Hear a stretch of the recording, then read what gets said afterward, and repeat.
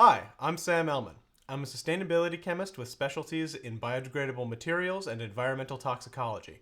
And today I'll be taking a question from Reddit user Luna Lovegood17, who asks, is it possible to come up with a better/economically feasible process for recycling plastic? This is a great question. There's certainly room for improvement in the ways we recycle, but when it comes to plastic, there will always be serious limitations in the degree to which we can recycle it. That's because no matter how the plastic is produced or what process is used to recycle it, plastic can only be recycled a few times before it wears out. Plastics are made of chain-shaped molecules called polymers. These chains vary a lot in length, chemical composition, and the way they're woven together to form the plastic. This variety is why you can have a shopping bag and a car bumper both made of plastic, even though they're so different. Today I'm wearing this sweater to help illustrate this point. Just like how a sweater can be made of cotton, wool, or polyester, and those different fibers make the sweater feel different, the same is true for the polymers that make up a plastic. Also, just as how two wool sweaters with different weaves feel different, the specific way polymers are woven together to form a plastic can cause different plastics made of the same polymer to feel very different.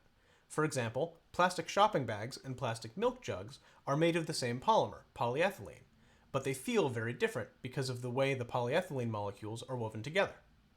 Extending the sweater analogy, imagine you wanted to take the sweater I'm wearing and unweave it back to being a ball of yarn that you then reweave into a brand new sweater.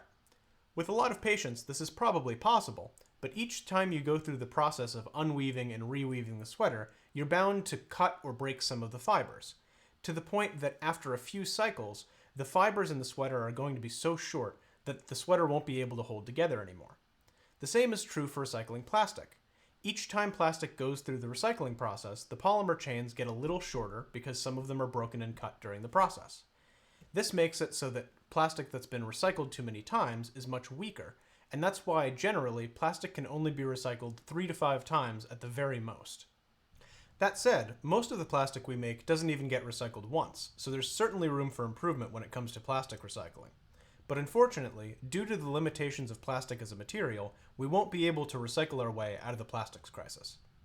In the long term, the most we can hope for is to design biodegradable plastics that can be recycled a few times before eventually being sent safely to the compost heap. Great strides have been made in biodegradable plastics research over the past 10 years, and some of those products are already hitting the market.